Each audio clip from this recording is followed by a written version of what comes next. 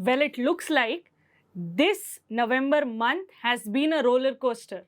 But don't worry, I'm here to help you to sail or ride smoothly through this roller coaster.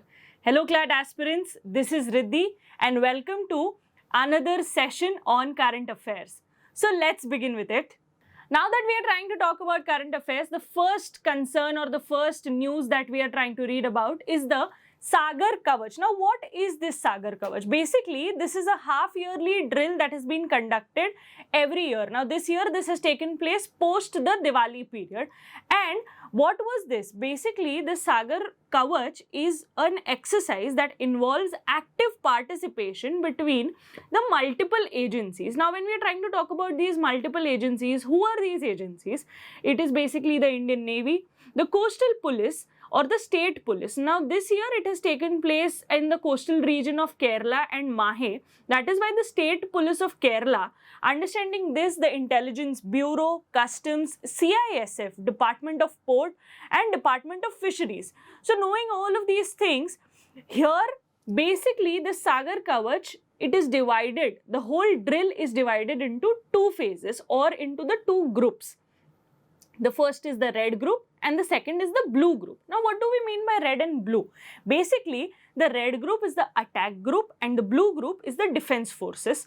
Knowing this thing, this year, the complete span of 590 kilometers, which is between the coastal regions of Kerala and Mahe, the exercise had aimed to fortify the coastal security mechanisms. Now, the second concern or the second news, which is the cyclone Midhili. Now, what is this cyclone Midhili? Now, knowing this image that is there here, we can completely see that it is towards the right side of India, which is which region? It is basically the Bay of Bengal region.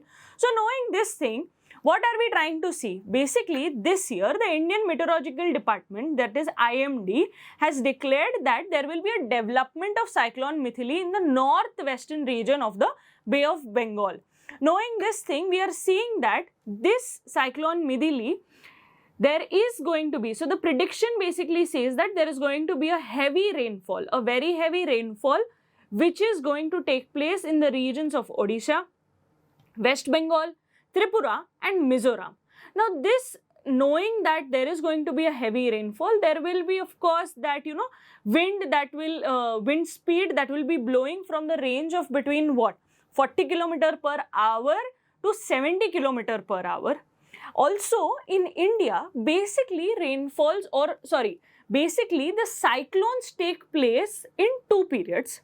Now, the first is pre-monsoon period and the second is the post-monsoon period. Now, the pre-monsoon period is somewhere between the April to June period and the second is the post-monsoon period, which is somewhere in the month of October to December. So, this cyclone Midhili is taking place in the post-monsoon period.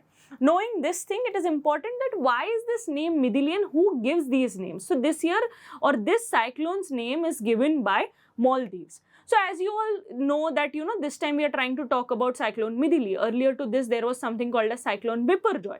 So, please read about these cyclones, who gives the name to these cyclones.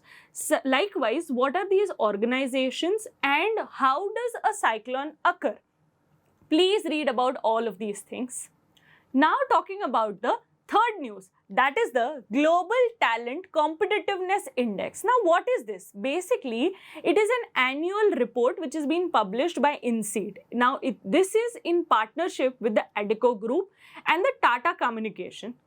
Basically, this assesses the ranks of countries based on their ability to grow, attract and retain talent. Now, retain talent in what basis? In basis of employment. So, what are we trying to see? India's rank has significantly fallen. From what? Now, earlier this was at the 83rd place. Now, after a decade, we are seeing that India's rank is at the 103rd place. Okay. Now, amongst how many countries? Amongst 134 countries. Now, knowing this thing, amongst our BRICS nations, what are we trying to see? India's rank is the lowest in the BRICS nation. China is leading this by the 40th place, followed by Russia on 52nd, South Africa on 68th, and finally Brazil on 69th. Now, understanding all of these things, that there is this fall, and this year whatever the basic global talent competitiveness index is. Now, what are the reasons for this fall? So basically there are three major reasons that has been understanding the decline of this. So what are these three reasons? The first is the business sentiment slump. The next is the skills mismatch and employability issues. And the final one, which is the most important one, that is the talent attraction and retention to this. So please read about these pointers, please read about the competitiveness index and other indexes and India's ranking in it. Coming to the final news, or the last news for this session, that is India dispatches its second round of aid to Gaza amidst the Israel-Hamas war. Now, you all know that the war has been going on, or the conflict has been going on for a very long period of time, and India had already sent some aids. Now, this time we are again sending some material, some aid, some medical help. Now, what is this thing? So, the second batch of aid carried the Indian Air Force's C-17 aircraft. Now, this was comprising of 32 tons of essential supplies. Now, the figure here becomes again important. Likewise, the aircraft is destined for the El Arish airport in Egypt. Now, this is very near, approximately 45 kilometers away from the Rafah crossing, with the sole entry point for humanitarian aid into Gaza. Here, another important point that becomes is the sole entry point for humanitarian purposes. So please read about this. Now, while you're preparing for your CLAT exams, or while you're preparing for any other competitive exams, it becomes important to know the geographical or political understandings of those regions. Now that we are trying to talk about the Israel and Hamas war, it becomes important to know the parties or the people involved in this. So knowing about this, about Israel, we are seeing that the capital here is Jerusalem. Similarly, the Prime Minister here is Benjamin Netanyahu, and likewise the President is who? Isaac Herzog.